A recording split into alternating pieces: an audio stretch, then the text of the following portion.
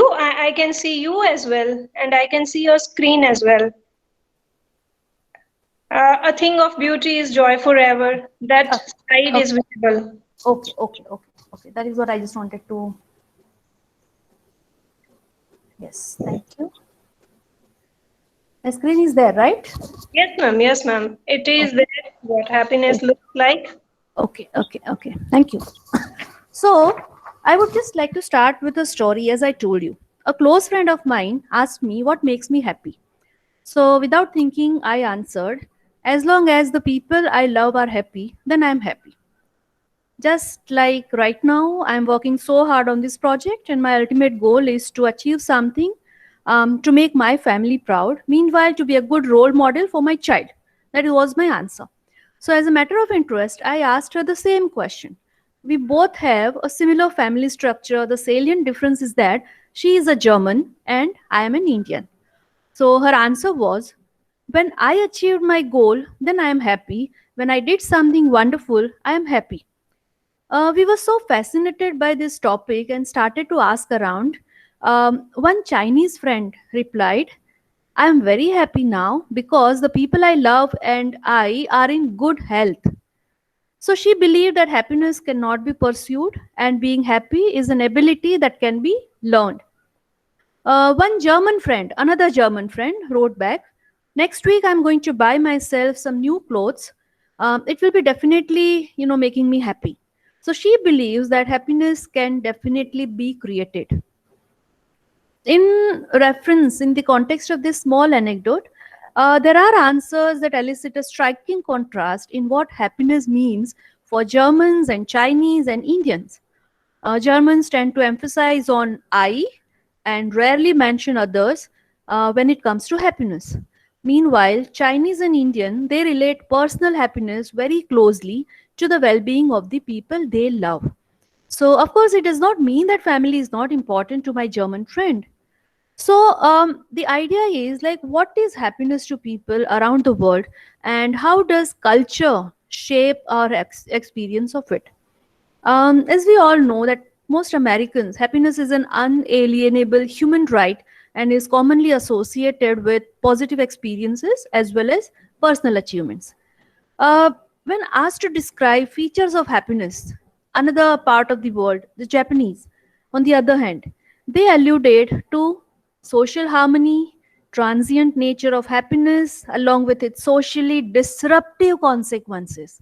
Now, on one side, happiness is good, looking at it as a good thing. Another side, it is as a disruptive consequence.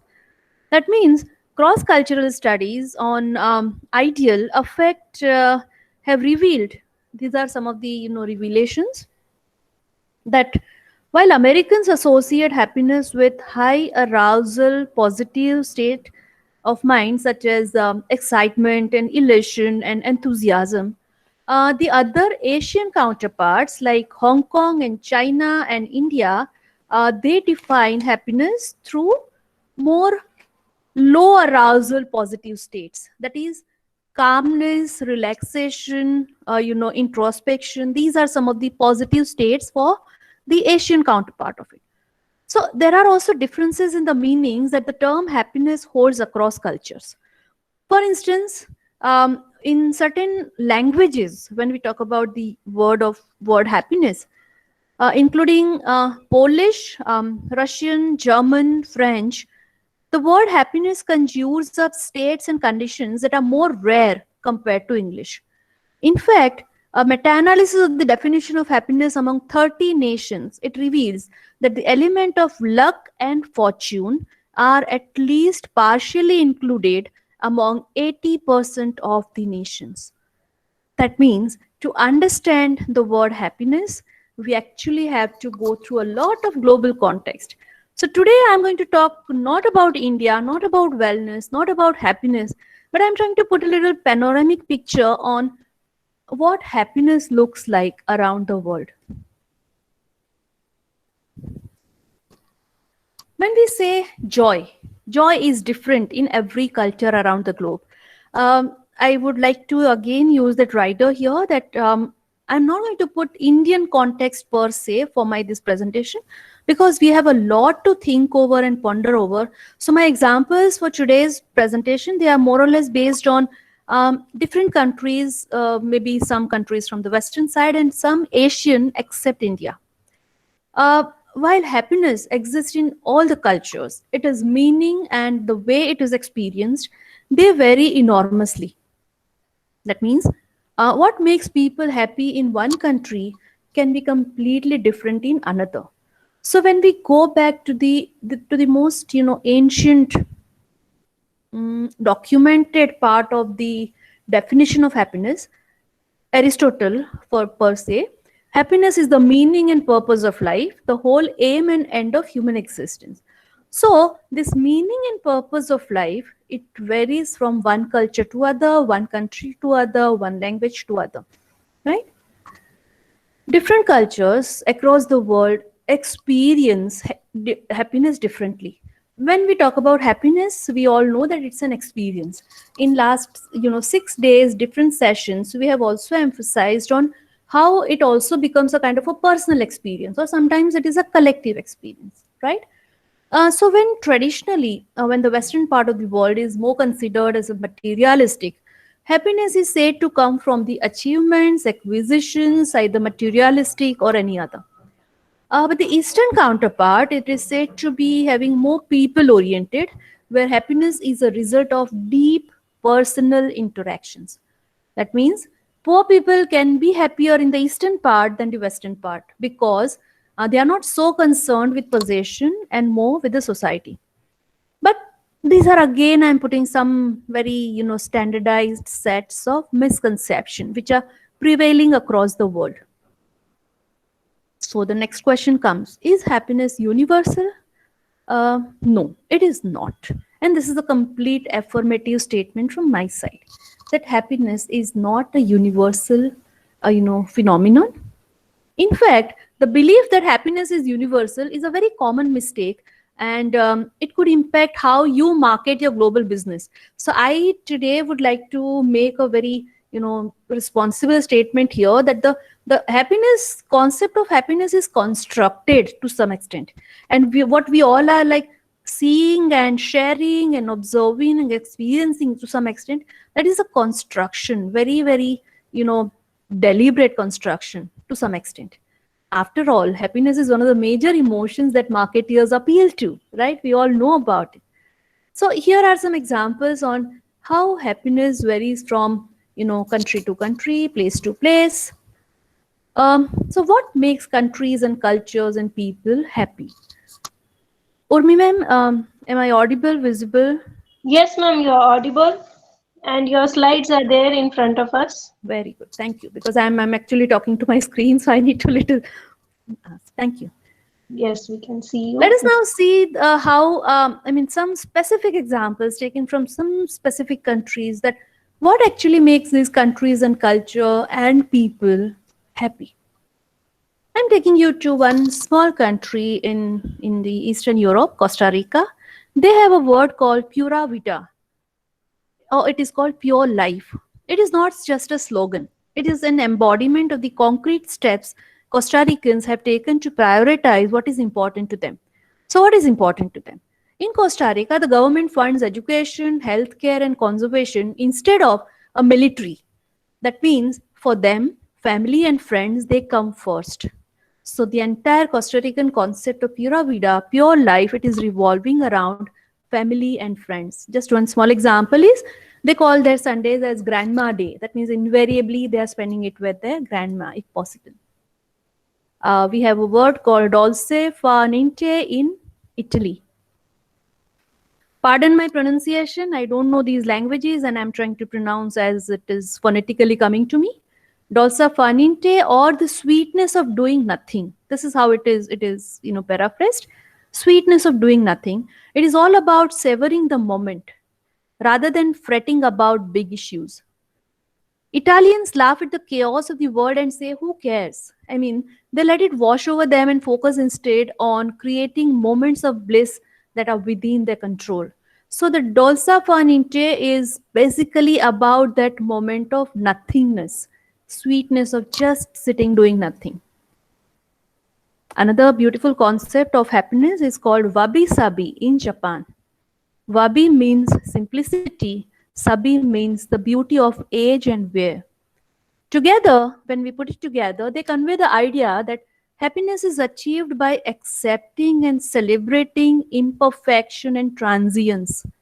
Nothing is forever. So this is a very, very core, essential principle of the Japanese happiness, or maybe the idea of happiness in Japan or Japanese culture. Of late, we are getting some beautiful, WhatsApp messages and forwards about a word called kintsugi. It is the Japanese art of repairing broken pottery with a special lacquer dusted with powdered gold or silver or platinum.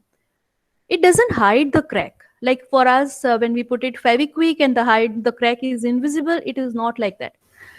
It in fact calls the attention to that broken part, because the scars are what makes something beautiful and valuable. I mean, this is such a beautiful celebration of imperfection in the Japanese culture, which makes them so happy. So observing the changes of the natural world, growth as well as decay, is another way to tune into wabi sabi. So I'm sure Kintsugi, when you see this broken image, you will realize that these are the areas where the gold is filled up. Actually, the pottery it was broken. Even after getting it repaired, they are remembering that it is not permanent, it is transient, and that is what is they all celebrate, and that is what is making them happy. Azart is a concept in Russia. Russia is a very, climatically rough and difficult place, cold place. So what happens? Russians grab all the happiness with both hands whenever they are getting it. And that is what is called ardor or azart. It's a burning urge to lunge at everything which life throws your way, to take the chance no matter what consequences are. And there is also a hint of suffering involved. That means when you're lunging forward, when to accept something, to grab something, there are chances that you may get injured. You have to suffer. But the idea that you will suffer for your pleasure, that is what is the core of the concept of azart in Russia. Then we are into the most, happiest part of the world, that is the Scandinavian countries. And since last almost 5 to 7 years, Scandinavian countries are all, one after the other being a part of the World Happiness Index, top 5 or top 7 countries. So what are they doing different? They have a very special relationship to nature. They have built an entire cuisine around foraging. Again, pardon my pronunciation. This is basically whatever they do outside their house, not depending something even for items like food and taking care of the children, not going inside their home. So this is what is a very cultural aspect of the concept of happiness. What they do, they leave their babies sometimes in prams outdoor in winter because they think that it toughens them up. Nature is the main source of happiness for the Scandinavian countries. They love telling you there is no bad weather, only bad clothing. I mean, just the way how humorously, lightly they just brush it apart. Norway in particular, they have that laws that ensure the public's right to walk through pretty much any uncultivated land they want, right? There is this word, I don't know again how to pronounce. They love this friluftsliv, which means to convey something profound and culturally specific about why they like to spend time outdoors, and which they insist resist translation. Just be outdoor. So basically, just to be near to the nature as much as possible, as close as possible. That is, I guess, the concept of happiness in the cultures across Scandinavian countries. Very interesting counterpart, our own neighbor, China. They have some, different differentiations in the idea of happiness also. I mean, it is not one concept. They have one word called Xingfu, which is called good life. They have Yi, that means meaning in life, and they have Kuel for a good mood. If you put all these three things together, that means they are basically talking about present, future, and past, and the current state of their mood also. That means the Chinese concept of happiness, it is an amalgamation of these three words together. That means even one is missing, then they don't call themselves happy. So it is a very nice, amalgamation, combination of these three ideas. That is, you have a good life, you have meaning in life, and you have good mood right now at this current moment. Joy de vivre in Canada. Basically, this is the French phrase. They have coined it. That means joy of living. But Canadians are better at finding joy in everything. So it doesn't matter, again, as we who all know about Canada's climatic conditions. Some parts are really harsh, but they are ready to catch that joy of living. For that particular brand of Joy the Verve says, we are open to anything, anyone, and any weather. We'll try it all and we'll make it good. So again, that kind of a conscious decision to be happy. That is joy of living. I am living at this moment, and this is in itself is a matter of joy for me. So the way happiness is defined in different languages also points at how differently it is experienced across culture. In Denmark, the concept of lykke, it is translated as happiness, but it has very little to do with the way happiness is experienced in the United States. I mean, the other Western countries, the Western counterpart, where it involves a state of celebration. Similarly, in Hong Kong's, Cantonese culture, a low arousal state and its meaning is closer to calm and relaxation rather than to celebrate. So the Cantonese culture in the part of Hong Kong, quite influenced by the Buddhist culture. And when we all know that the Buddhist culture is a kind of a middle path or the minimalistic, so they are, whenever they are happy, it is not about celebrating. It is in fact going back within. So it is much more closer to a calm state of mind, a relaxed state of mind, than going and celebrating life. So these are some of the very, very sometimes even contrasting areas of the single word or single experience called happiness. So when it comes to culture and happiness across the globe, what makes people happy in some countries may even surprise or shock to the other country people. Some cultures even believe that pursuing happiness can only be a bad thing. Uh, to some extent, in some Indian counterpart also, to be so to be happy at the cost of anybody else is sometimes is not looked upon as something really good. This concept is very prevalent in Japanese culture. We are going to talk about it with some examples in the later state. Happiness is a universal emotion, as this is what we all say, but is it really? In reality, cross-cultural research had suggested the opposite. That means it is not universal, it is very, very local in nature. So the relationship between different cultures and happiness is far from simple, sort of a seamless connection. No, it is not. It varies enormously from country to country, culture to culture.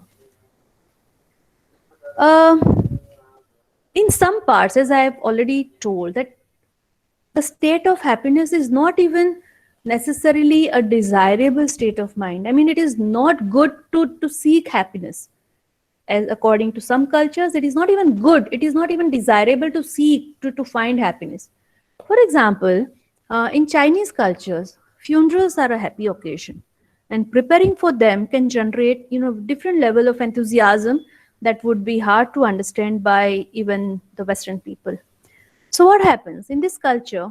People go to great lengths to prepare their funeral, choosing the clothes they'll wear, finding matching shoes and jewelry, and planning the meals that they are going to serve and all. So from a Western point of view, it would be easy to think that they are preparing for their wedding instead. So that means the kind of acceptance for death and to celebrate death and to find happiness in funeral, I mean, it is again a very, very oriental concept, very, very Eastern concept. And China per se is actually observing this in a very grand scale. So, what makes people happy? The more we learn about how happiness is understood across cultures, the more we realize that it is never very straightforward to find common grounds between different cultures and their well-being and joy. Uh, Here, I would like to just share some current advertising with you. That, for example, sometimes it happens that I just would like to stop my share right now for some time.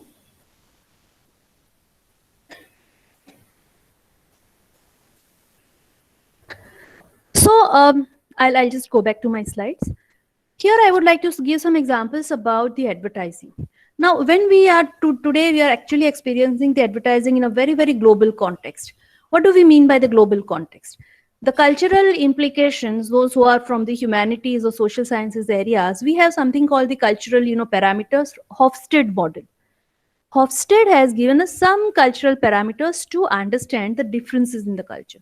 Now, according to this, today in India, let us go back to a very, very simple example. If I have to make one advertisement for a fridge or for a car or for a new house, right? So what happens? We are just having that very collective kind of an advertisement. That means when in a regular refrigerator ad, one mother is ready with lots of food inside the fridge and 2 or 3 or 4 kids, they just come rushing from the school or from the playground, and even the husband comes back home tired and all, and the same moment the fridge is opened, the wife or the mother opens the fridge and that is if the entire happiness pours out of the fridge. That is always a collective. That means a very small object like a refrigerator always makes sense, and it makes a type of a happiness, happiness inducive thing when we talk about the family. But at the same time, when you go to the western part, the same refrigerator, they will not very much appreciate if you show the entire family relying for their happiness on that refrigerator. Another example of collective culture and individualistic culture. In India, it is nowadays, of course, we call it on the name of the feminism and equal rights and everything. Today also, when we are seeing some advertisements, especially TV commercials for the products like a car, right? So a car is always seen as a family product in India. And I mean, Indian people, or to extent, I mean, I'm talking about on behalf of the entire Asian, Southeast Asian culture. They will not appreciate if you make some advertisement of a single woman going out and buying her own car and enjoying the single ride. No, they will not appreciate. Because for us, for the South Asian people, it is always a kind of a collective happiness which comes to a picture. But when the same person, same brand, same manufacturer makes an ad for the car in the western part, very easy, very commonplace to make one working young girl, young woman going and buying her own car and enjoying. That means here, what makes us happy is not necessarily what makes the other counterpart of the world happy. Going back to my slides.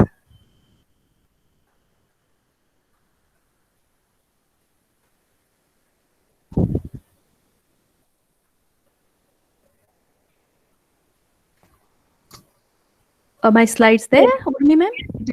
Visible, ma'am. Okay. So, as I was telling you about the concept of differences in the idea of happiness. So this subject has drawn the attention of researchers for decades. And as we all know that United Nations has actually started giving us World Happiness Report. It actually ranks the countries according to their happiness levels and tries to understand what makes people happy. All these surveys and reports, after very interesting insights into the ingredients of happiness, they have jotted down some very common ingredients. But again, we have to remember that there is no standard recipe. The findings suggest that there are some common grounds to understand and experience the well-being and happiness of the Western and non-Western ways. So what are these areas? In Western societies, of course, income and wealth are often considered as important factors. So when it comes to achieving happiness, the less well-off people are not considered to be happy. Is it true?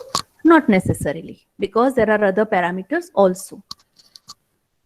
According to the other parameters, the studies have shown that the poor people are actually happier in Eastern countries, possibly because in Eastern part of the world, our areas, we don't closely associate happiness with the factors which are only income and material possessions.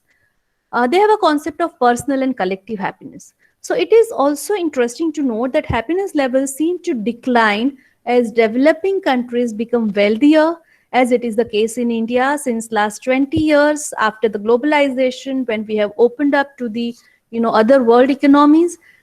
People have started reported being less happy as even after their income level has started growing, because the reasons are n number of reasons. We all know about so many other reasons, but the report is not very good because the quotient of happiness is going down even when the income levels are going up, and that is true not only to India but the other developing countries, those who have converted themselves into developed countries. So according to this World Happiness Report, there are common 5 building blocks apart from the income, right? First one, having social support, a healthy life expectancy, freedom, freedom to speak, freedom to choose, freedom to, all these freedoms are considered collectively. And the last thing is being surrounded by an environment of trust and generosity.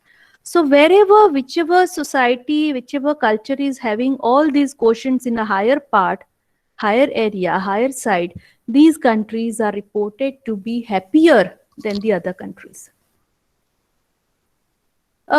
Family ties and social roles are the top priorities across the countries. Strong human connections and interpersonal relationships are again very important, even in countries like Switzerland and Iceland and Australia, just as much as they are important in East Asian countries and Latin American countries. That means there are some cross section of this society, and then you find these areas like family ties, strong human connections, and interpersonal relationships. As I told you in my second slide, that in some cultures, happiness is associated with luck or chance. So people may see no reason to actively pursue it as a goal. I mean, this is a very interesting take here, that you be happy if you are lucky to be happy. That means the entire, perseverance, entire running after happiness, chasing happiness, pursuit of happiness, is completely cut down when you add that concept of luck or chance into the concept of happiness. So here this is a very different take from the Western to the Eastern. In Western countries, the concept is pursuit of happiness. Everybody has that right to happy, everybody has that right to chase happiness, and happiness can be attained. This is the Western part. Luck or chance, if it is not there, you can never be happy. This is the Eastern part of it.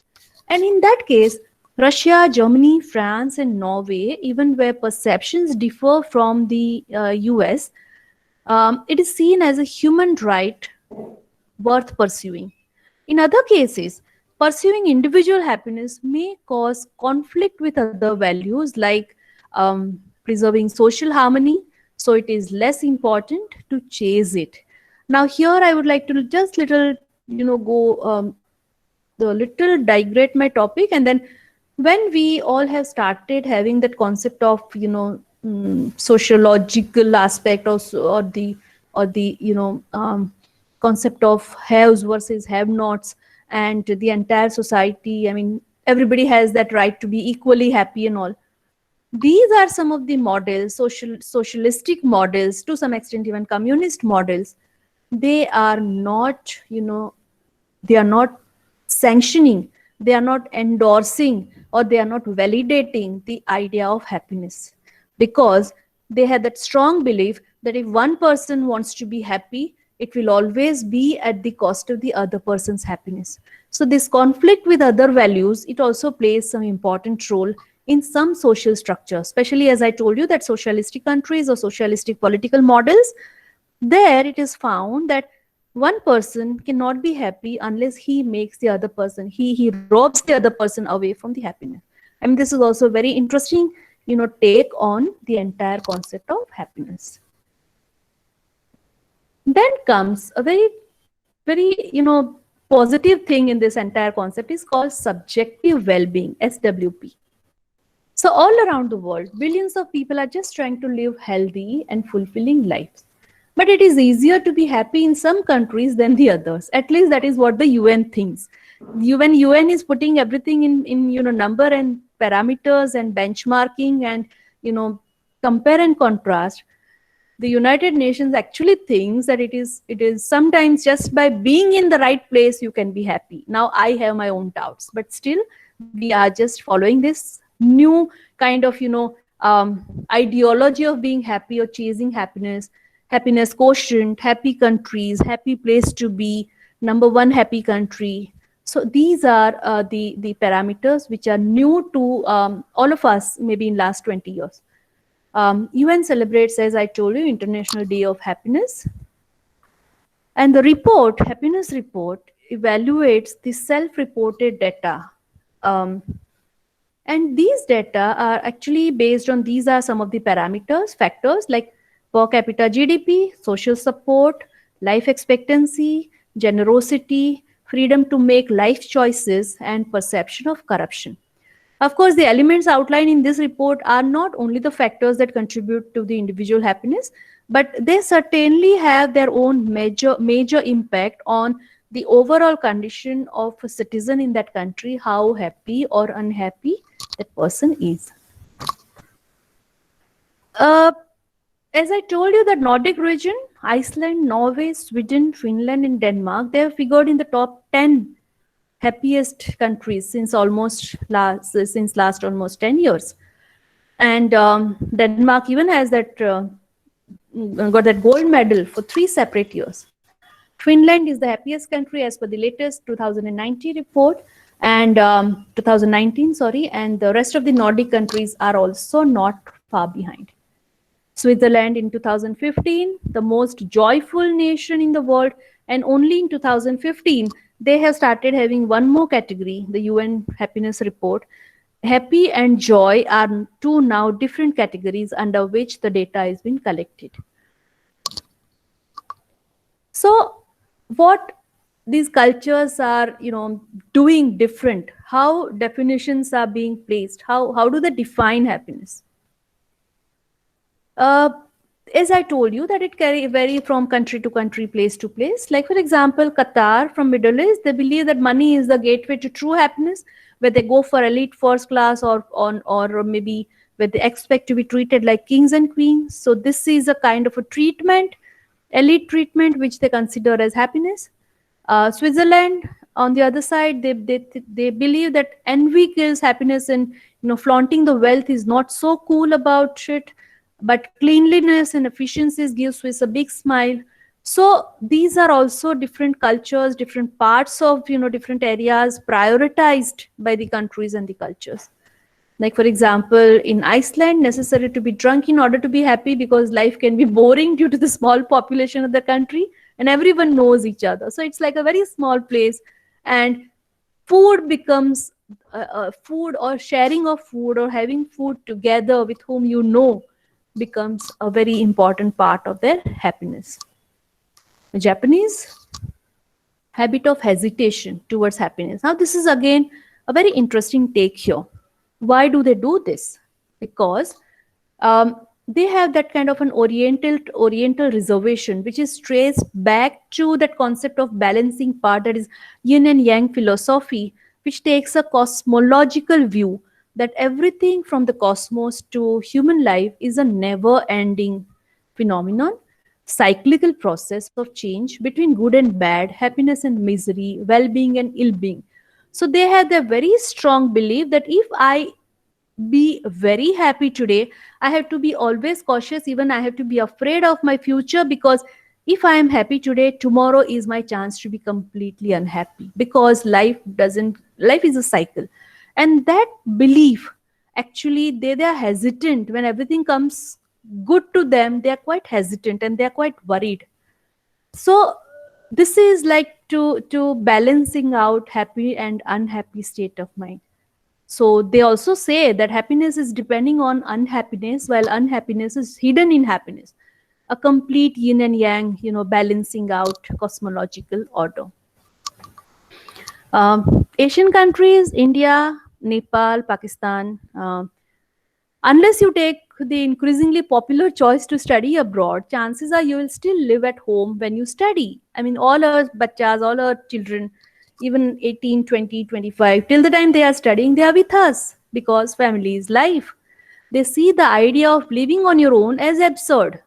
People are always around, and that is the norm.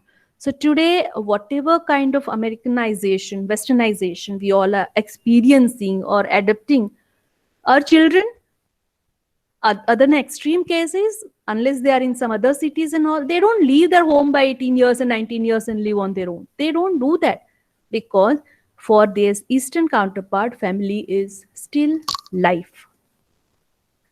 So I just would like to conclude my today's talk by putting some, interesting, uh, you know, uh, concluding remarks, that the happiness is influenced just as much as by culture as it does by our own goals and personalities. Most people in society desire some form of well-being, psychologically as well as physically. So depending on what culture a person is, a part may be the defining factor of whether a person is happy or not. And the pursuit of happiness varies greatly depending on one's own culture and circumstances. And here comes our own people, those who migrate to different countries, but at the end of the day, they don't feel happy, even though being a part of the happiest nation in the world. End of the day, they still feel like coming back, calling their own people in the village or town or neighbors, because for them, the happiness, the state of happiness is completely, curated by their own belonging, their own culture. So, what is certain is that happiness is linked to health, wealth, and education. So, with this, wishing you all a very happy 2021. Thank you so much. That was very informative session, ma'am. Uh, Questions, observations, queries? yes. I would open the floor for questions and observations. Yes. Yes. I mean, I said nothing new. I just like put it together, and deliberately I've kept India out. But yeah. Yeah, so the concept of happiness, we can see it in different form, different shape, different Exactly. number. Bashir Bakhtiar ji has raised the hand. Sir, would you like to ask something or share something? Hello, ma'am. Yeah, hello, ma'am. Good evening. Good evening, sir. Yeah, thank you so much for your wonderful presentation. Thank you, sir. It was really useful and helpful. As you explained, there are, if you look, in terms of culture, there are two types of living system. One is individualist and one is collectivist. Collectivist, yes. Yeah. So,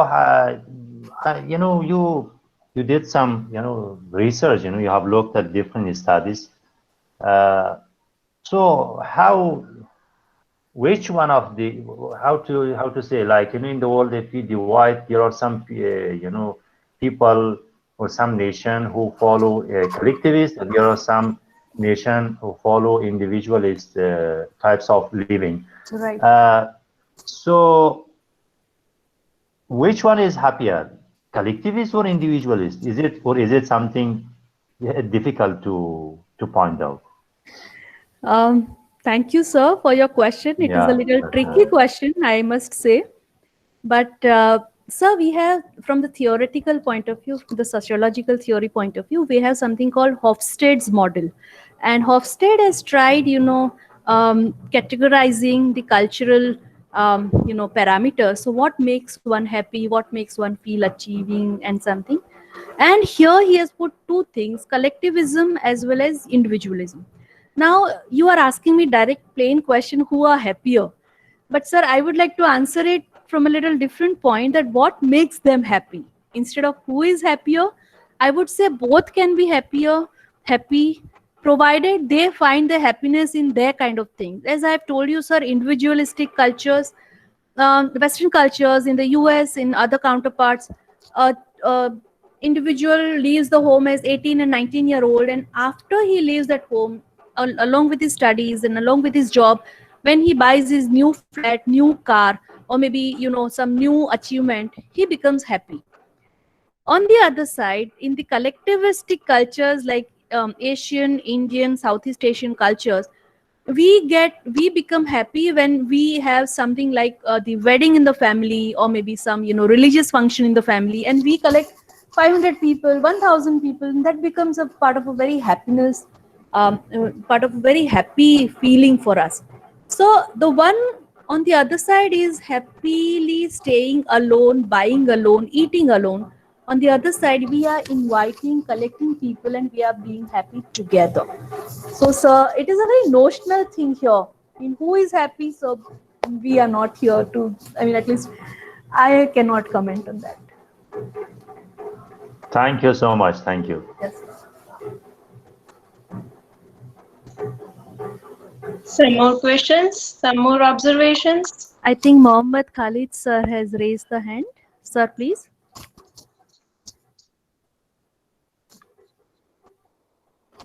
Mohammed Khalid sir, please unmute yourself and talk to us.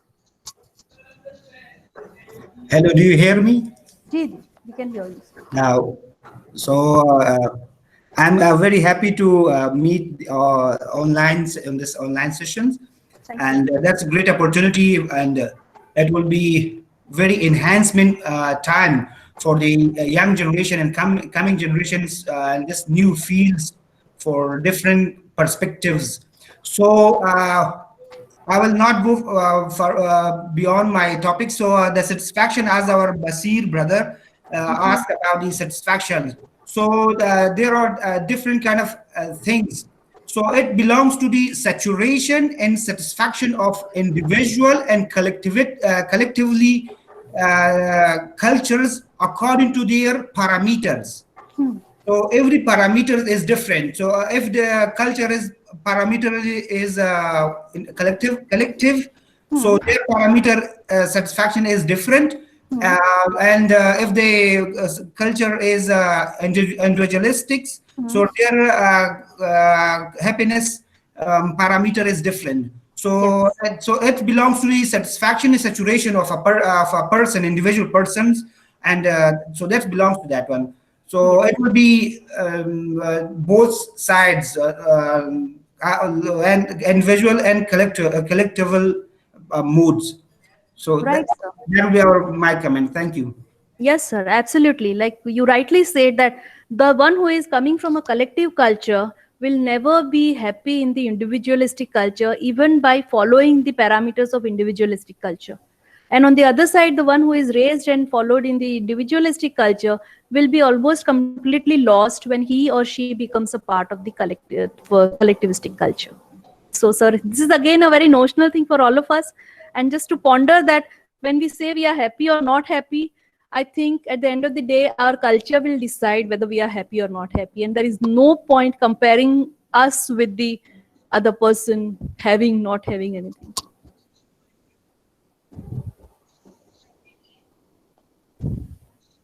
Hello. Yes. Yes, so some more observations. I'm waiting for others to speak.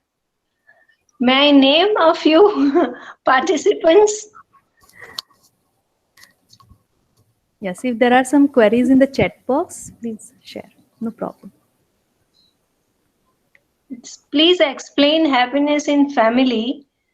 What methods we should adopt? Please explain with examples. Oh, sir, madam, whoever has asked this question, family, as I've told you, you have seen in my presentation also, that interestingly, it is a cross section, right? I mean, in the Eastern, Western, collective, individual, that is one thing which is making people happy. And even in the individualistic culture, when they have that family or at least one life partner or one, someone, some interpersonal connection, that always makes them happy. But today, when we say, or maybe we just go gaga over our Indian family and maybe our joint family or extended family, system is changing, norms are changing, people's ideologies are changing. And here I also would like to say that our own generation, maybe today's generation, and our children are more and more experiencing individualistic culture by education, by product, by globalization, by music, everywhere. So they won't be the one. I mean, we are in a transition. Our generation is like maybe the last generation to enjoy that kind of a, collective nature. I'm talking about India. I'm talking about Indian family system. So maybe this is also, and I don't say that they're not happy. They are happy because they have transited. They have transformed from the collective to the individualistic, and they have their right to do that.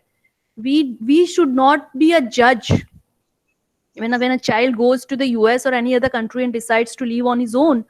We should not be judging, because then this is just a cultural transition. For him, that is happiness. For us, this is happiness. That's it. That understanding, I think, makes things easy for all of us.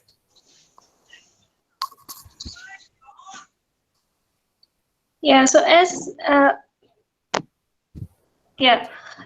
as understood, ma'am, from your lecture, happiness is very effective.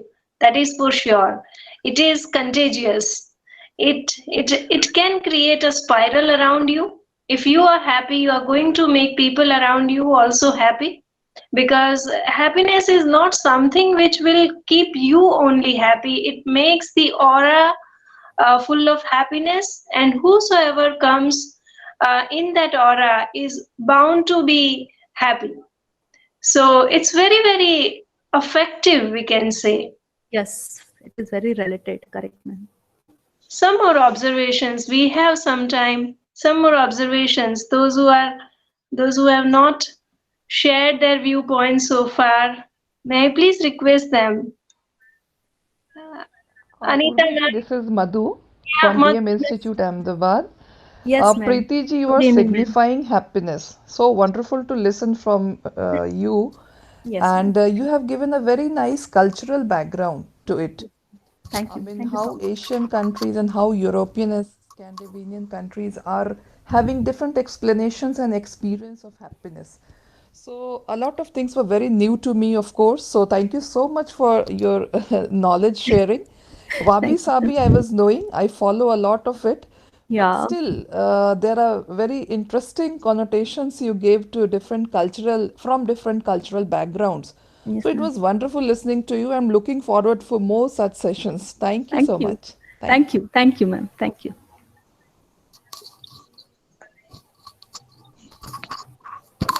Thank you so much, ma'am. Yes, ma'am. So I think we can go ahead with the next yeah, session. Speaker Ma'am, has that joined in ma'am, that was already. a wonderful session. yes. Anita, madam, Yes, namaskar. ma'am. Thank you Yes, so much. namaskar. That was a Thank wonderful you. session. Thank you, Very ma'am. nice. So all the very informative and very innovative. Thank you so much. Thank Thank you. you. Thank you, Anita, ma'am. Thank you so much, and good evening to all of you. There is one more question for you, ma'am. Okay, still okay. Okay. Happiness is relative experience. What would be the benchmark of happiness? Ma'am, again, people are actually trying me today, I guess. Ma'am, benchmarking of happiness, again, I think I need to go back to the theorization part of it.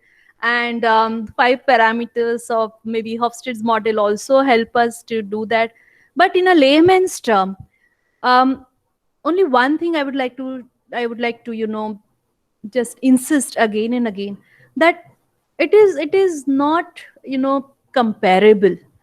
Because when I have put at least 7 to 8 different countries, 7 to 8 different cultures, and we say that for one country something is good and the same thing for the other country it is not good, that means again that entire benchmarking is something which I would not like to personally, endorse on that, because the state of happiness, being from the oriental part of it, for me, it is like within me.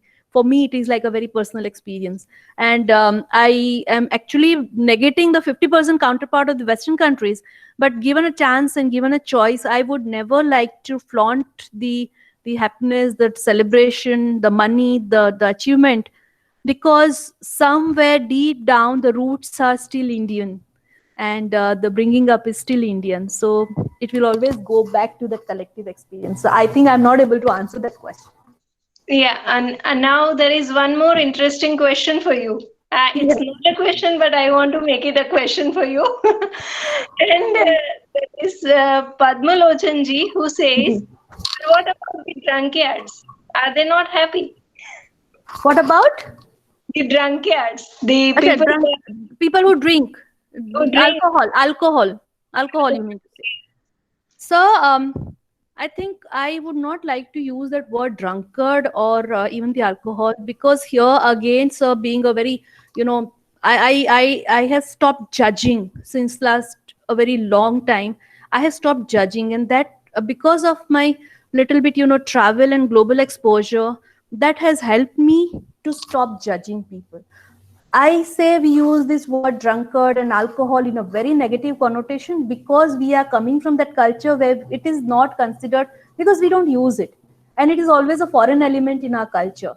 But when I see my other European friend making lovely wine at her own place out of these, seasonal fruits and vegetables, and that same wine becomes a part of that evening supper for them with 5 children and husband and everybody, I don't call that as an alcoholic family. No. So, sir, again, I would like to say I don't judge. But I could see some question in the box, that what is the difference between a joy and a happiness? And that is something which I would like to comment. That the joy is a very momentous, right now, right here. This is joy. And happiness is little bit, larger in encompassing sort of an experience. According to my limited understanding. But the joy, we all have that right to joy. Right now also, I mean, all these 6 days, we have our moments of joy. When we come across some nice, talk and everything, this is a moment of joy. But then that happiness is a little and longer encompassing sort of concept. Ma'am, with your permission, if I can answer Padma Lochan ji. All yours. Padma Lochan ji, one should be allowed to be intoxicated if only he or she, if only he or she is going to be like S.T. Coleridge and is going to write Kubla Khan and is going to make the whole world so very happy with the poem, because the poem is the masterpiece by S.T. Coleridge when he was intoxicated. So thank you so very much for so many interesting questions and wonderful answers. Thank you. Preeti ma'am, I again thank you for this so much. excellent session. It was really, really information packed. Thank you, ma'am. Thank you so much. So friends, we are moving to the second session of the day, and we are going to meet. Ashmi ji, are you there? Yes. Ashmi ji? Hello. Yes, I'm Yes. there. Please call me Ashmi. Yeah, so friends, we are going to meet the young and budding and enthusiastic and energetic artist. She is Miss Ashmi Sheth. She is a young artist. She is a 3D animator and the co-founder of a creative production startup, The Colorful Grey. Oh my God, the title is so suggestive. It has multiple meanings. Miss Ashmi is pursuing her master's in counseling and art therapy from Edinburgh University, Pennsylvania.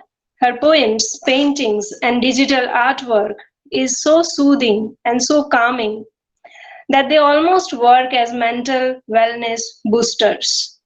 We can see her as a therapist in her first anthology of poetry named as Silence Echoed. What a heavy title, Ashmi ji. Over and beyond this success story of a young age, Miss Ashmi is frequently visible in national and international journals and magazines. So we are really happy to have you. The young and budding artist would definitely affect us with the happiness, with the smile that you have on your face. We welcome you on behalf of GAP and this August program. Thank Yes. you so much. I'm equally happy to be here, and thank you, Gap, for giving me this opportunity to speak about something that I'm so very passionate about. So my presentation is a little bit lengthier, so I'll just start without wasting much time.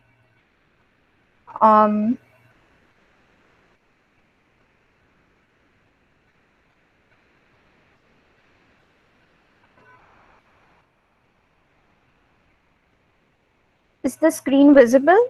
Yes, yes, very much. Yeah, It's thank in you. process, but we will be able to get it. Sorry? In process, the screen is darker right now, but I think Oh, it will be visible in a minute. So as you all know, I'm going to talk about mandalas today and how they can be used for self-expression and healing. Just a minute, Ashmiji, because Yeah. the screen is not visible as yet.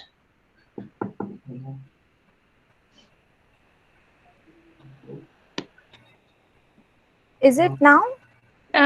It's not to me. Anita ma'am, is it visible to you? No, I think if you put your video off, because I think your net bandwidth is little low. Okay.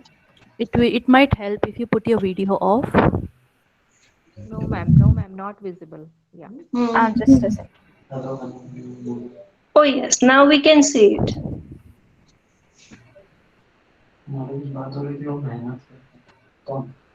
It's visible, Ashmiji. Okay.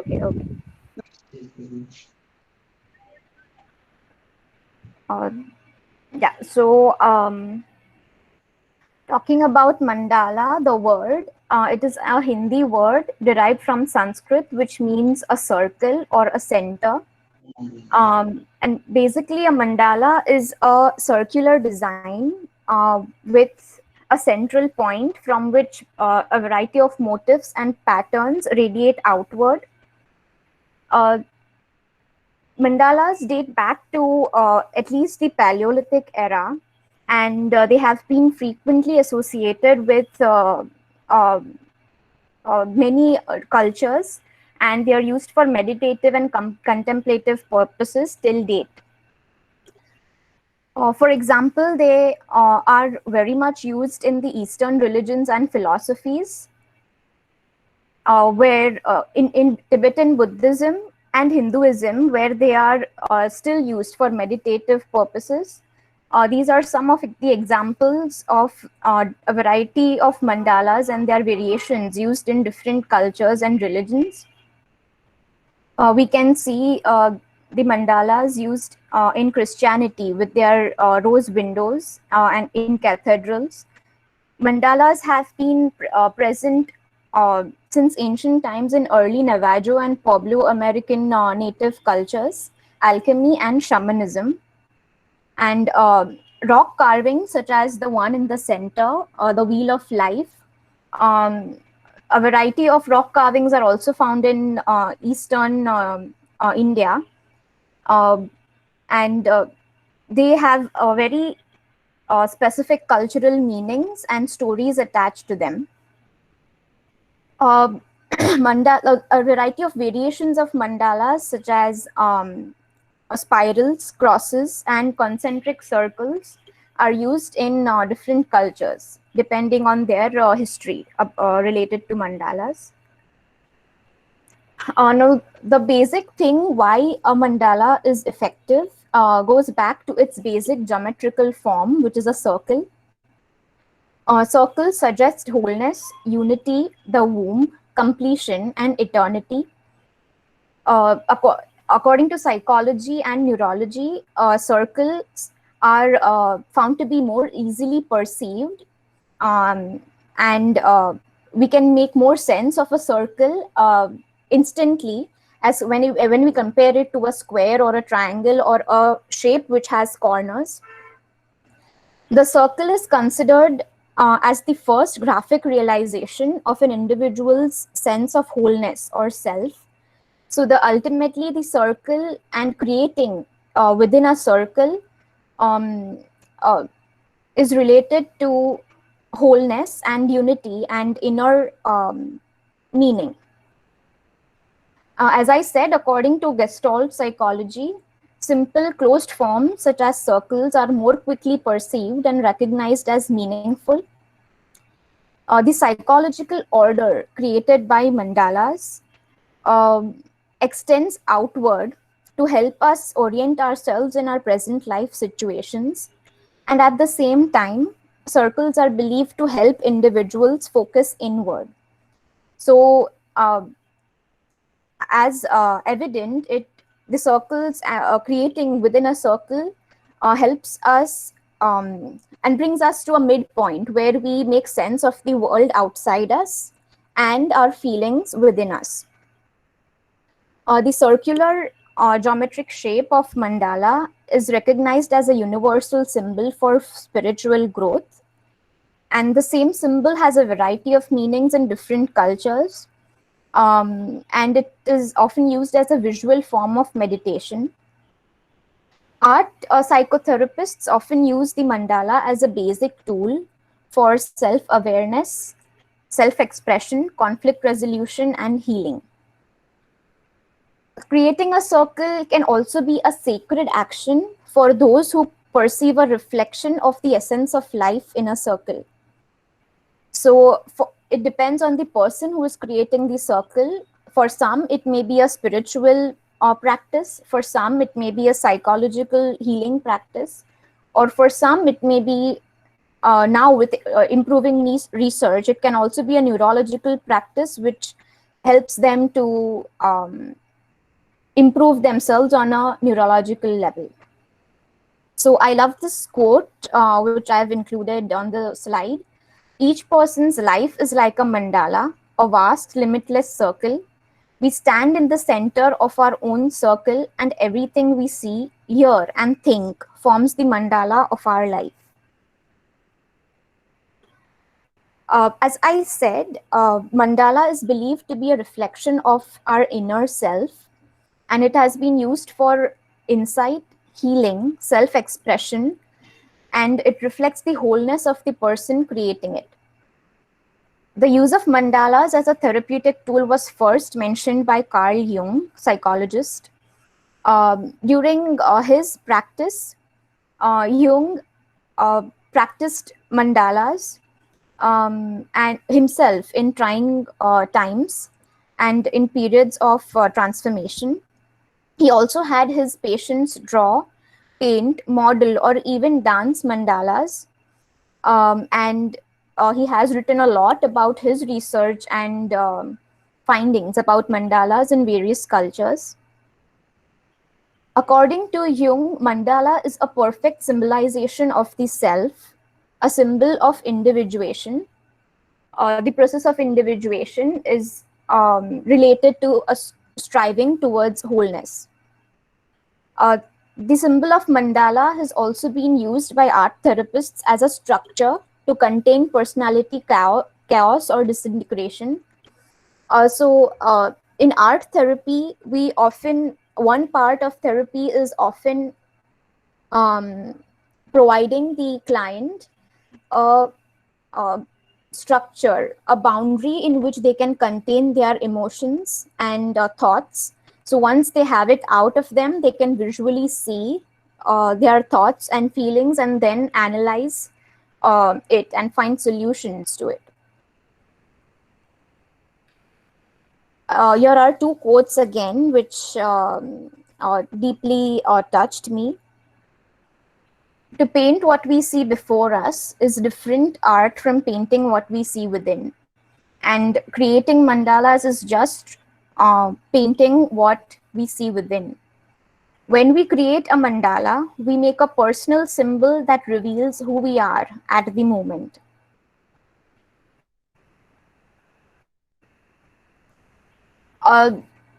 Jung also mentioned that in Tibetan Buddhism, the mandala has the significance of a ritual instrument called the yantra, whose purpose is to assist meditation and concentration.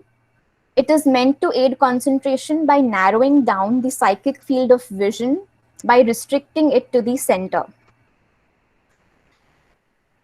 Within the realm of art therapy, the mandala generally refers to any art form that is executed within a circular context. So it may not be the general symmetrical mandalas that we are aware of. It can be symmetrical, asymmetrical, abstract, or just two pieces of scribbles, but within a circular boundary.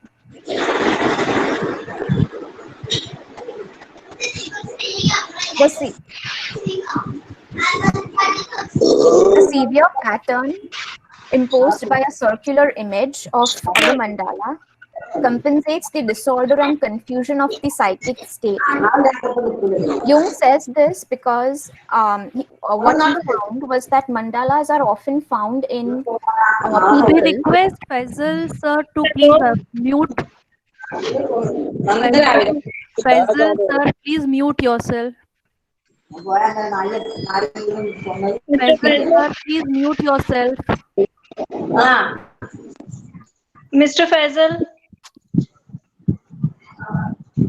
Sorry, Ashmiti, 2 minutes. Yeah, no problem. Mr. Faisal, please mute your mic.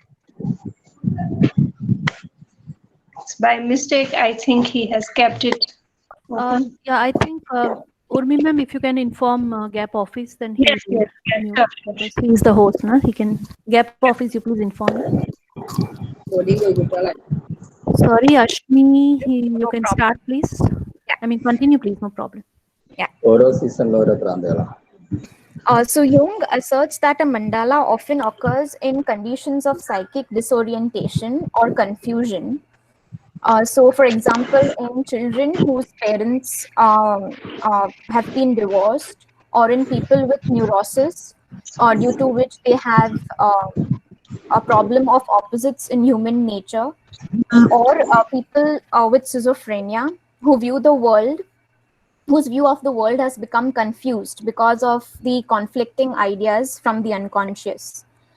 So for such people, the severe pattern imposed by the circular image helps compensate the disorder and confusion of the psychic state through construction of a central point to which everything is related, or by a concentric arrangement of the disordered and contradictory irreconcilable elements. One important thing that Jung has noted is that such circular images are only effective when they are done spontaneously. So nothing can be expected from an artificial repetition or deliberate imitation of such images. So the focus here, or the most important thing here, is to just allow yourself to be spontaneous and create art from within. Mandalas are not likely to be equally effective if you copy it from an image, or plan it beforehand, or have certain type of idea in your mind which you are trying to replicate.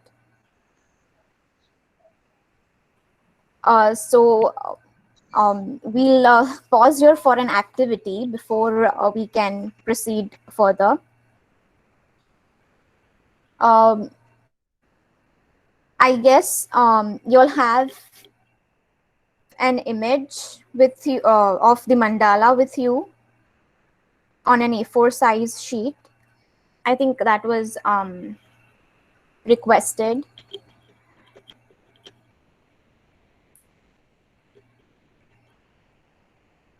Do you have the printed mandala sheet with you all? Can we have it on screen, ma'am? Actually, the activity requires us to create something, so it's fine if you all do it after the session.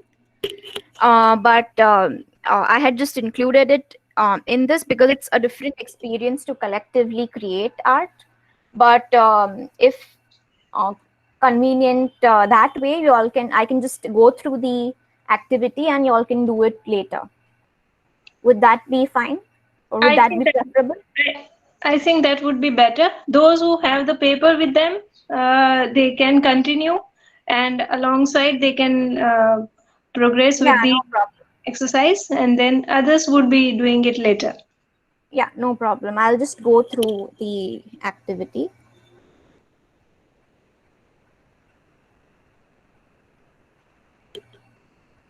Yeah, so what you need is, you all can see the screen now, right? The slide. Can you all view the slide? Yes, Yes, yes. ma'am.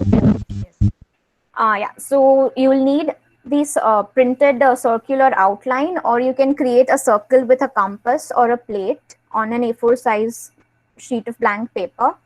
And you will need materials of your choice. Anything will do. If you're not comfortable with creative materials like crayons or markers, even a pen, a ballpoint pen or pencil will do. So one thing that is very, very important is to enjoy the process of creation without being concerned about whether it will be good art. The first rule that we are taught in art therapy is that there should be a focus on the process and not the product.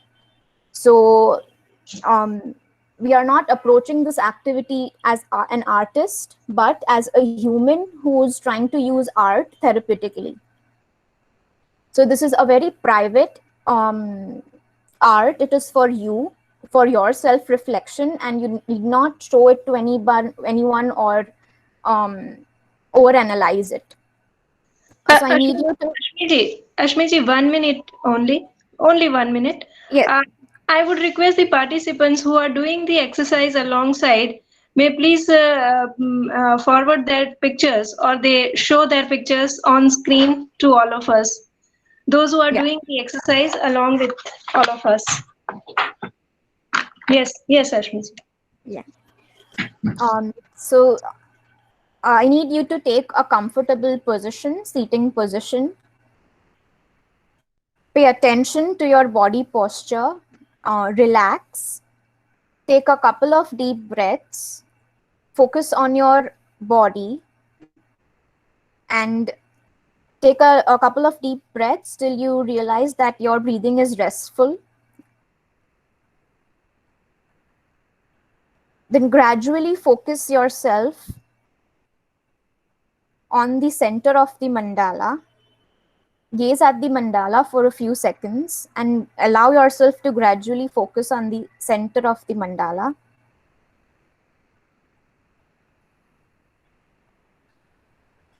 Now, when your thoughts have slowed down and you are completely into the process, take some time to think about the journey that has brought you to this time and place in your life.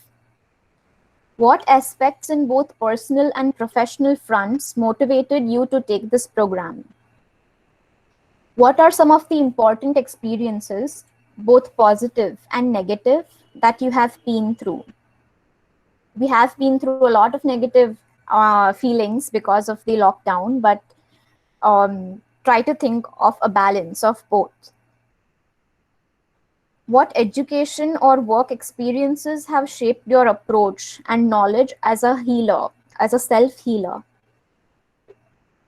Who has walked with you in support or otherwise affected your life?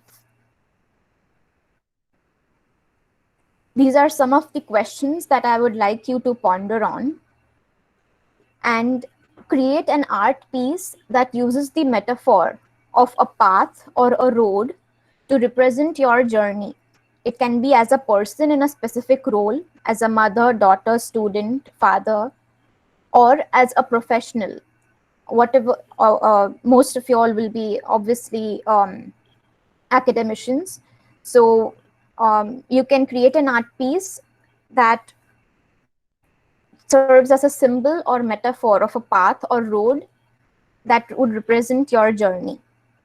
And remember to focus on the process, not the product. We are not going to exhibit these artworks anywhere. And it is for your own self-reflection, and it's about the joy of creating. As Dr. Preeti said, I would like you to have this moment of joy when you create this mandala. And you can share it once you are done, if you feel like. So, do we need to make the image inside this mandala? Yes, yes, yes. Within the circular boundary. So it can be abstract, representational, or scribble, or just colors depicting your journey. It can be anything as far as it has meaning to you. And it should be within the circular boundary. That's the main part of it.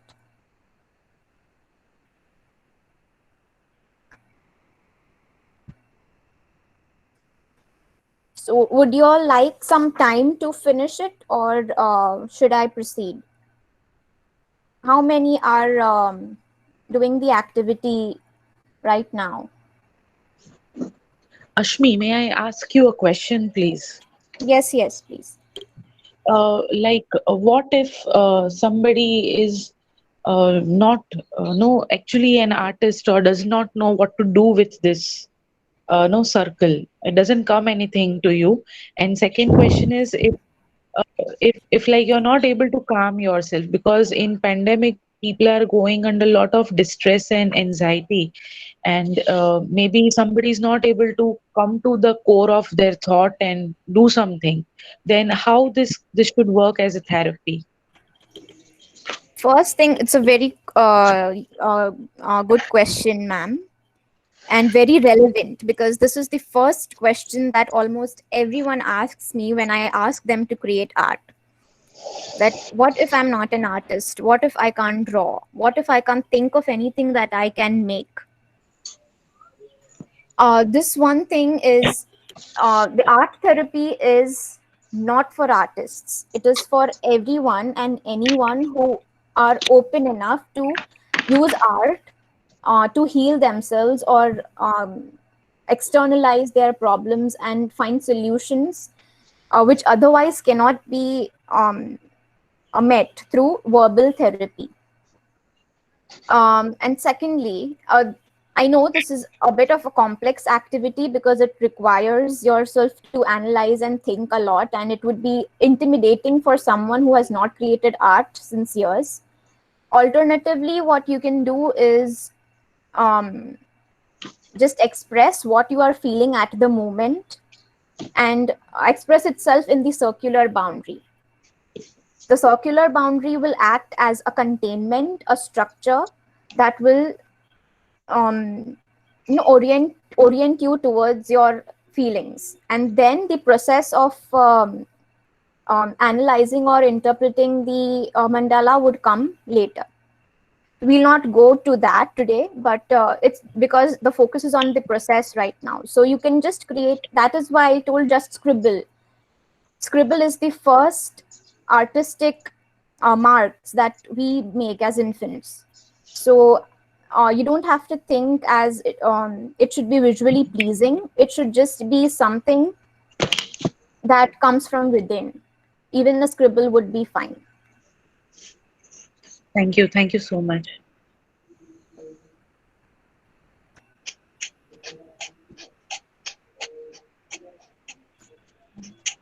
I think I'll continue with the presentation, and I'll come back to the questions in the end. Would that be fine? Yes, please continue.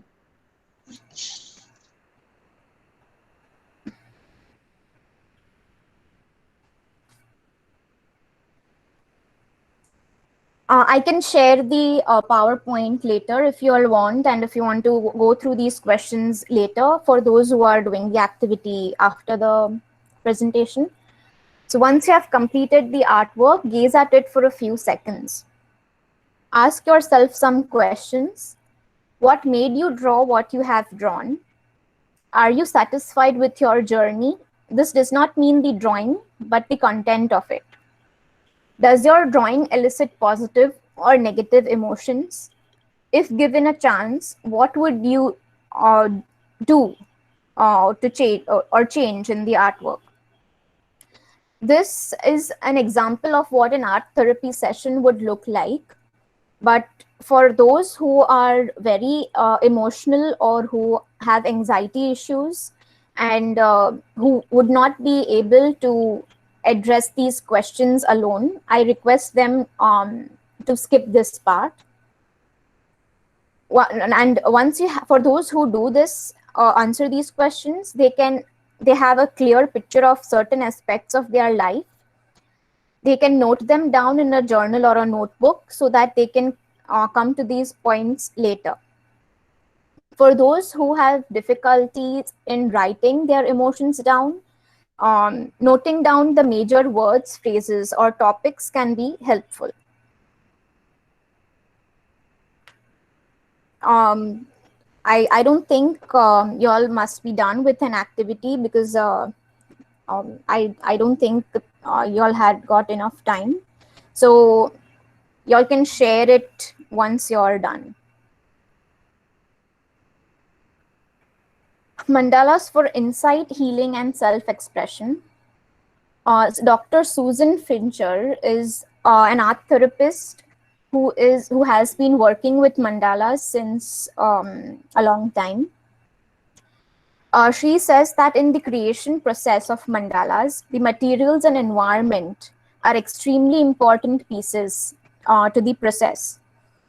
One thing that I have realized, and I have been reminded numerous times in my training as an art therapist, is that the importance of size of the artwork is also very important.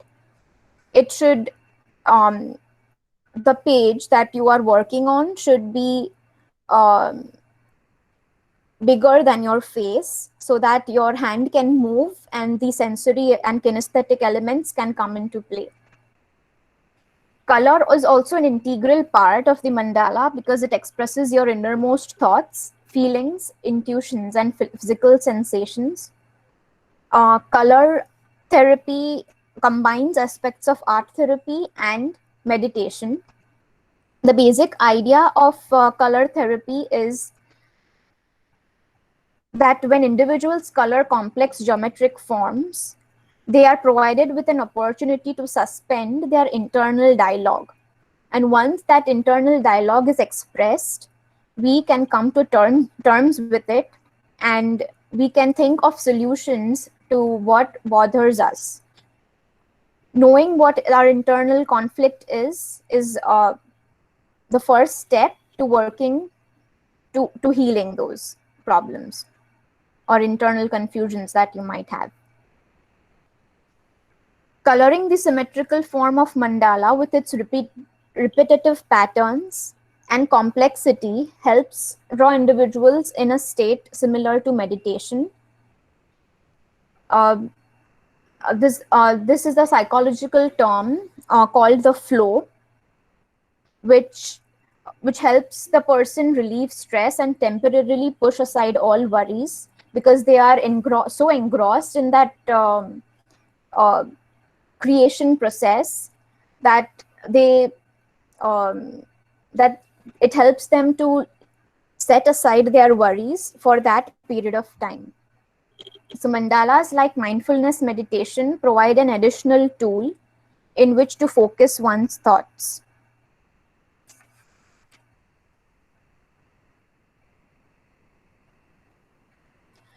So coloring mandalas is also a great way to calm the mind, but this is I would like to give a word of caution here that the color notebooks and the coloring books that we get now, which are an increasing trend, is not art therapy. It is just a part of it. So if someone asks you to buy a coloring book and coloring it will solve all your problems, then that's not true. It is just a part of therapy and it can help you relieve your stress in conjunction with other things. and other efforts. So the coloring the mandalas can help promote creative play, enable the right side of the brain, and in contrast to the popular notion that the creative side is the uses one side of the brain and the logic and reasoning uses the other side. Creating art actually uses both sides of the brain because it involves problem solving, creativity, emotions, reasoning, and obviously judgment. So creating art includes both sides of the brain, and that is one thing that we consider when we serve clients who are challenged with some education difficulties or physical disabilities.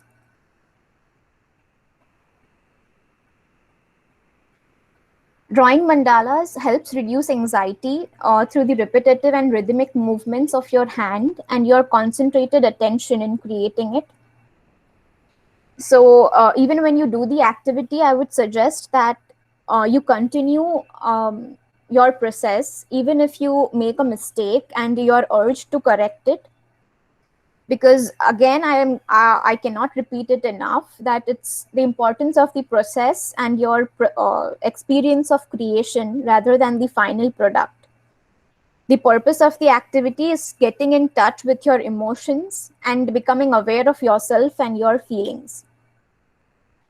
I did not have the time. I mean, it was 1 hour, but I had so much to say that I could not include all the research on mandalas that have proven the therapeutic benefits of mandalas on a psychological and neurological level. Here are some of the conclusions from the various research studies I have read. Creating mandalas, both structured and unstructured, as well as coloring mandalas, can have significant positive effects in relieving stress.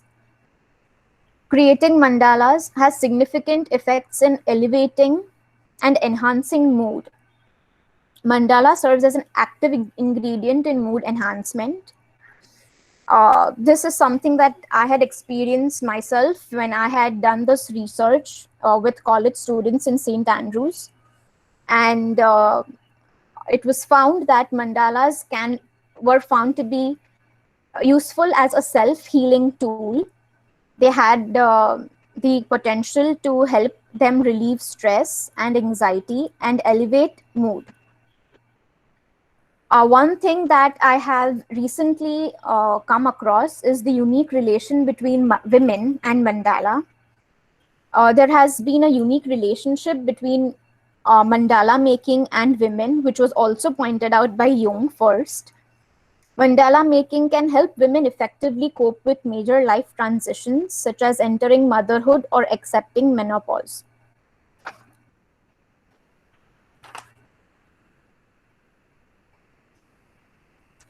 This is an example of mood mandala. It is an artistic way to track your mood. The purpose of mood mandalas is to help you unwind at the end of the day and provide a way for self-reflection. So basically, to create a mood mandala, you need to assign one color to an individual emotion. And at the end of every day, you need to jot down that color in that day. This seems very complex, but you can make a simplified version of your mood mandala.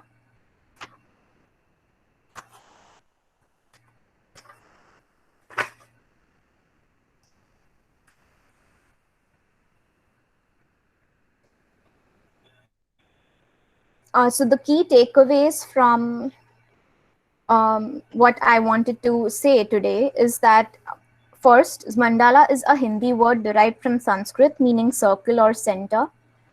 Mandala symbolizes the inner self and is used for gaining insight and self-expression in therapy and healing. It represents the wholeness of the person creating it. Jung suggested that the act of drawing mandalas had a calming and healing effect on its creator, while at the same time facilitating psychic integration and personal meaning in life. Focusing on the center of mandala for a specific period of time and clearing your mind of every single thought except the vision of the center helps you improve your attention span while building your concentration levels. There is a topic called mandala meditation, in which you do not need to create mandalas, but there are specific mandalas which are designed in such a way that they can assist in meditation, which can help you in focusing your attention and increase concentration. And such meditation techniques have healing powers on a spiritual and metaphysical level. And as I previously mentioned, its psychological and neurological benefits are now being actively researched and having an empirical base. Although both structured and unstructured mandalas have significant positive effects on anxiety reduction and mood enhancement, creating unstructured mandalas have found to be more effective than simply coloring the mandalas. So unstructured mandalas would be a free form mandala wherein you don't have to measure and divide the circle into 6 equal parts, and it need not be structured and like a free hand. It should not be equal or geometrical or mathematical. It does not need any mathematical calculations. Unstructured means just drawing within that circular boundary. Within the realm of art therapy, the mandala generally refers to any art form that is done within a circular context. Lastly, while creating a mandala for therapeutic purposes, always remember to focus on enjoying the process without being too anxious or worried about the final end product. This is difficult, I agree, because being an artist, the first thing that you want is that your art is visually pleasing. But I have been on a purpose of creating a mandala a day, and it's just been 6 days since I started this, and that is something that I would encourage people who have anxiety issues or who tend to overthink or who cannot find their me time or free time in their busy lives. I am now open for questions.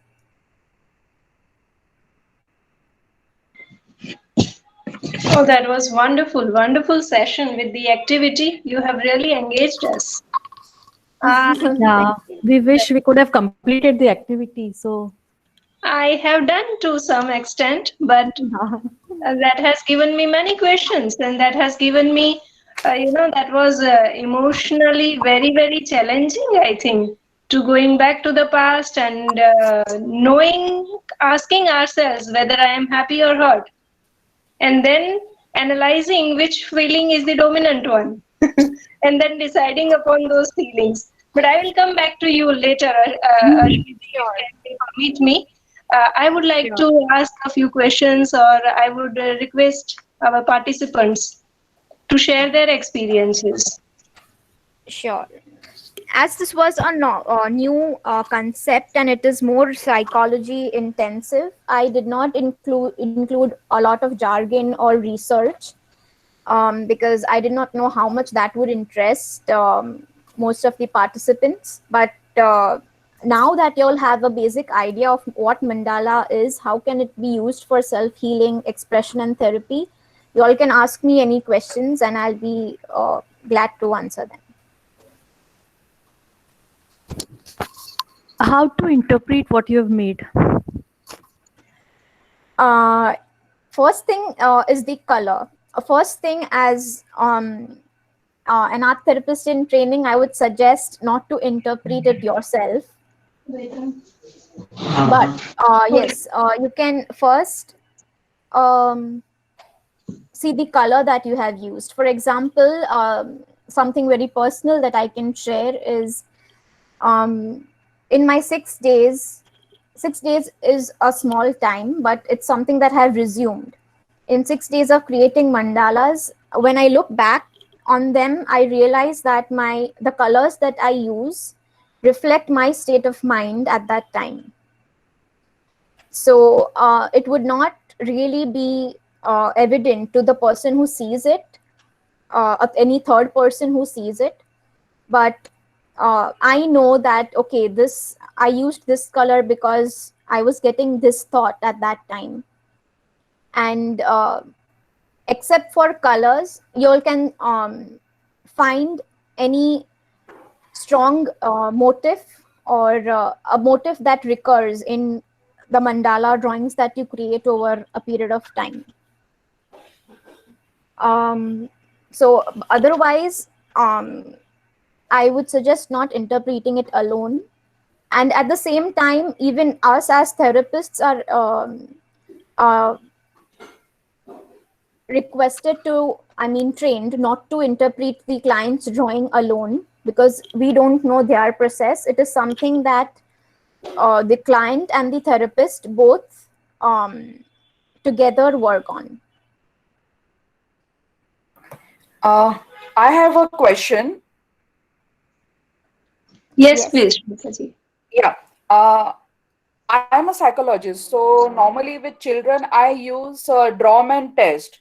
So how different this mandala will be for them, or how difficult it would be? Because in Drawman, we don't see the perfection of a drawing. So how can we go with that? Yes. Draw a Man and other similar tests are actually assessment tests.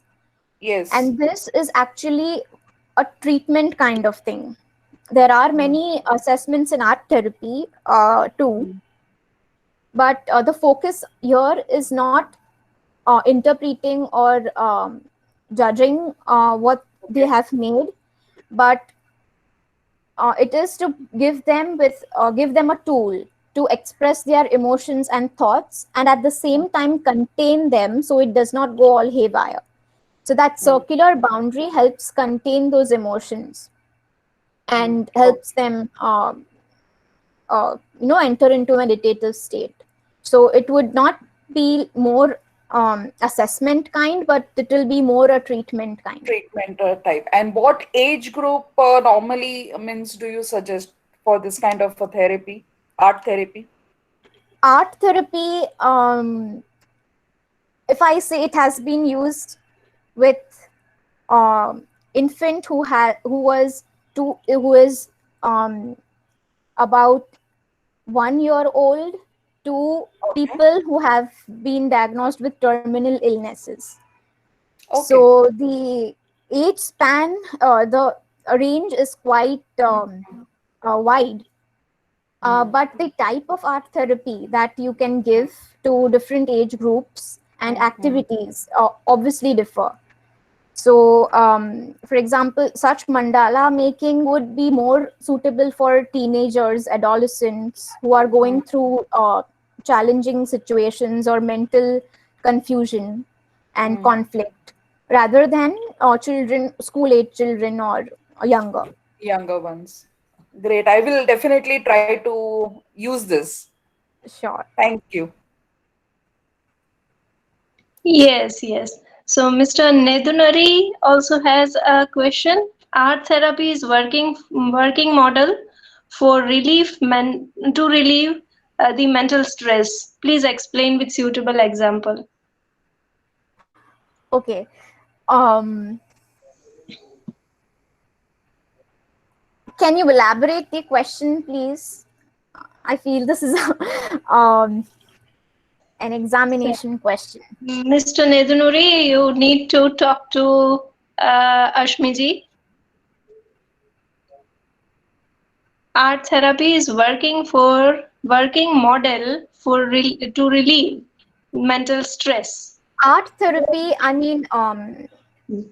art therapy is much more than relieving stress. Actually, it is an entry point. If you, relieving stress and dealing with anxiety is an entry point But as I said, art therapy has been used with people who have undergone surgeries, who are receiving treatment for cancer,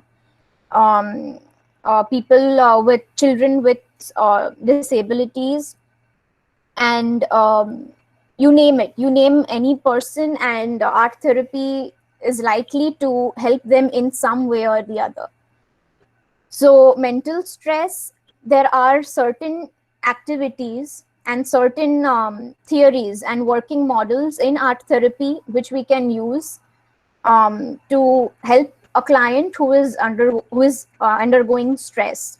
Again, what kind of stress is that person facing would be important: familial stress or work stress, relationships. So I don't think there will be, a concrete answer for this, but it depends a lot on what kind of the stress is, what age group the person is in, and what their social background is and how they view art. A lot of things go into it. If you can elaborate the question, I think I can answer it more specifically. I think no problem. I think you have given a good elaboration that explains the question. So Mr. Nedunuri has got the answer. One more question is from Mr. Divyansh Jain. Mr. Divyansh, would you like to pose your question to Ashmiji directly?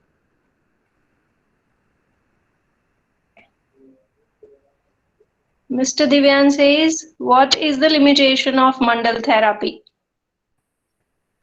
Limitation, someone who does not like to be constrained would likely not be comfortable with mandala therapy.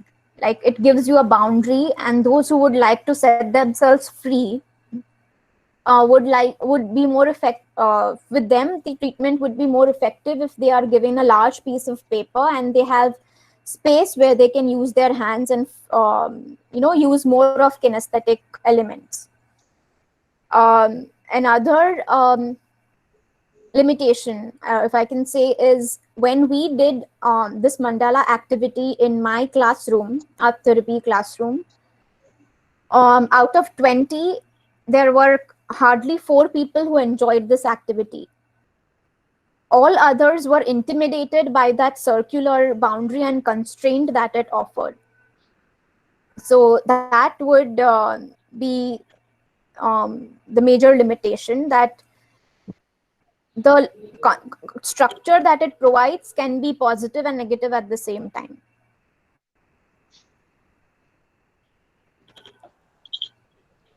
Ashmi ma'am, good evening. Yes. I have shared my mandala with Shivam sir.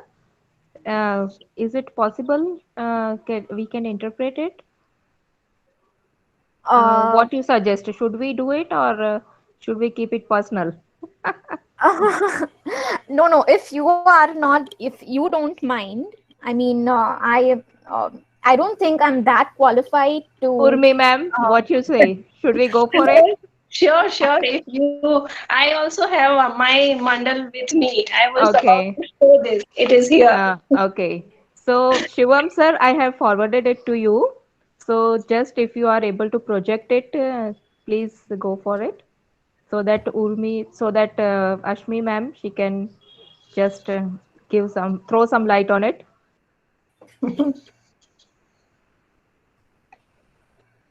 Shivam sir? So, yeah, Shivam maybe. I think right now I think he's a little. He's active from Gap office. Preeti ma'am, what you say? Permission granted? Today, Urmi ma'am is the in charge. Yes. Okay, fine. Yeah, but ultimately, Mr. Shivam will have to take a call. And again, as I said, I cannot alone, see the artwork and judge that this says this and this says this. We both need to, collaborate actively work on Yes, yes, what yes. it might be, No, yeah, revealing. I will be explaining on what basis I had prepared it, right? Ma'am, my screen is visible or not? It's visible. Yeah. It's For visible. sure. We just need to zoom it, right? Yes. Okay. Yeah, yeah. So Everything your is first point, ma'am, it was like, what was the inspiration to join this program, right? So that was Hmm. the team gap and its innovation, and it was again innovative, informative, and full of positivity. So that Mhm. was the three main factors that influenced us to join the team gap, as well as then it was again second point was self healer, right? I think so, self Yes, healer. yes. So in that it is given that self healer, it is positive attitude, then enthusiastic, helping others, and selfless love. So these all things are the self healers for me. Then who have helped you to reach here, right, up to this position? So we should not forget God. Hmm. Of course, parents are there, then family is there, friends are there, our well wishers are there, and our teachers and Mother Nature. These are the things I give importance, those who have helped me to reach up to here. Okay, that's it. So, indeed, this is a fantastic mandala. Um, I would give my 2 cents. Like, I would not judge it because I don't think there's anything to interpret. But you can see there are so many layers in this one circular image. The Yes. first thing, it um you got the things that you had within you as a self healer. Mm-hmm, You mm-hmm, noted that points down, mm-hmm, and now that they are in a visual form, mm-hmm. um, it would help you give more clarity. Am I right? Yes, yes, yes. And who helped you reach here is also can also be linked to gratitude, because you are Yes, grateful for grateful all to of all. these Yes, yes, yes, definitely, contributors, and because of those definitely, you are here. definitely. And this again, another thing for clarity is why you joined Gap. Mm-hmm. So I don't know if you had really thought about it before, but now that you got it in front of I you am in a with visual Gap, form, ma'am, since it started 2017. yes, yes, no, no, Please. that's great. But the basic, Yes, now you have got all those words help yes, you, yes, yes, yes, um, definitely. get the basic roots that why Mhm. you are with Team Gap, Yes, and yes, it will exactly. strengthen your Hmm. idea Yes, and resolve to be with Gap. exactly, exactly, exactly. And I don't know if there was a reason why you used the colors that you used. I think you just used the ballpoint pens available to you. Yeah, it So was there's like nothing. because I was doing some work and the Yeah, two yeah, no colors of problem. No, pens, no. So yeah, two that's color pen, completely fine. it That's was with me completely right fine. now. Yeah. Yeah, that's completely fine. So that is my thing. That after this activity, I Mm-hmm. think that you have more clarity on a Mm-hmm. professional front with Gap, on a Mm. personal level as a self healer, Yes, and also revised the all the gratitudes that you yes, have. yes, yes, exactly, exactly. Thank you so much, ma'am. Thank you, thank you. Thank That you was for sharing. lovely. Thank you. Urmi, ma'am, now it's yes. your turn. Thank you. Anita ma'am, thank you so much for the question. Wonderful, wonderful explanation over your feelings and your association with GAP. Some other questions, some other observations. We have still some time to go. I am restricting myself actually. You share it, You ma'am, share it so that we can also know what you uh, you are jotted the down. first Jotted rule is down, yeah. not judging the artwork and not judging what it means, so you can feel free to share. No, I had that, A4 size, and I had my circle ready with me, but I forgot to bring it home. I forgot it on my desk in my office. So quickly, when you said, I drew my circle, and at that time, when you asked all of us to decide which feeling is dominant, I asked myself whether I am hurt right now or I am happy. But right now, I felt that I am a little bit disturbed due to some reason, which I would like to keep with me. So when you asked me to draw something inside the circle, I wrote that to err is human, to forgive divine. That was the first question. That is the first sentence that I have written. And then I have asked one question to myself: why me? Right. So this is the dominant question every time. Whenever you are hurt, you always feel that why me. Then you asked a question, what is your feeling? And I said hurt. Then you said, what about your emotions? I said, I am satisfied with my services and my achievements. And then I started drawing some flowers inside this circle. Initially, I had only dots, dots, dots, dots. Right.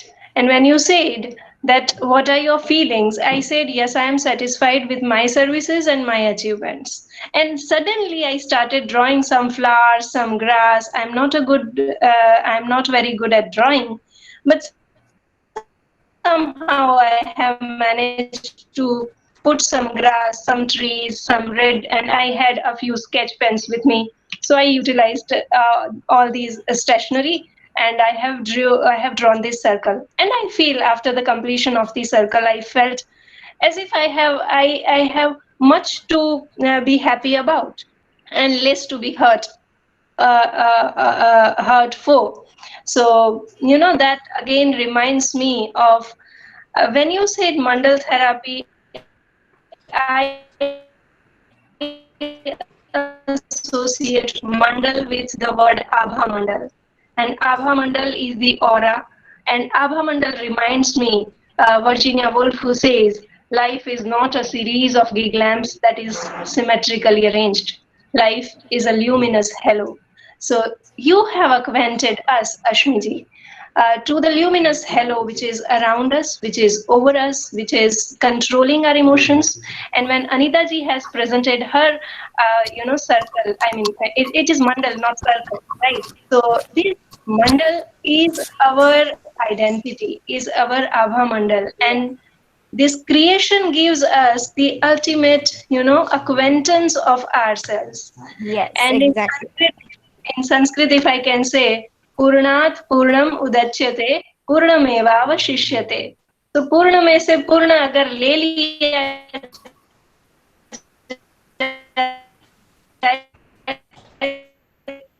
तो पीछे पूर्ण ही रह जाता है.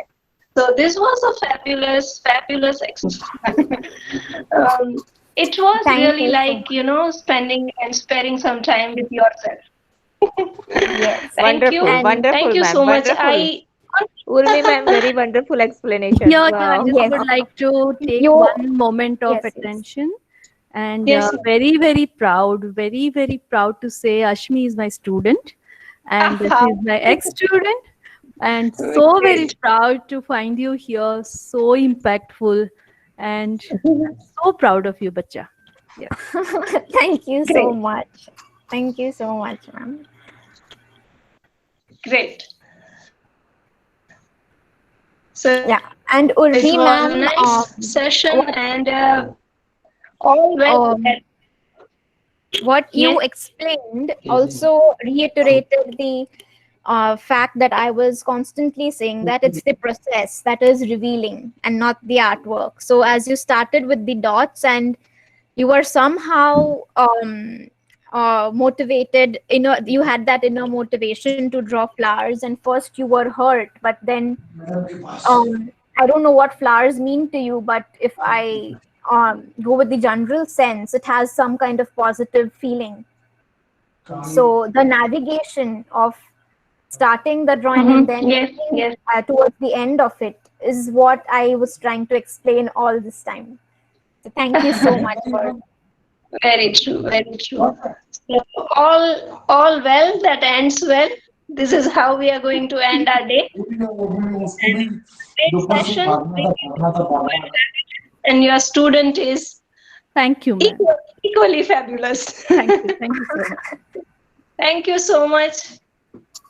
Namaskar. See you all tomorrow. Namaskar, namaskar. Bye for now and see you all again tomorrow at 6 o'clock.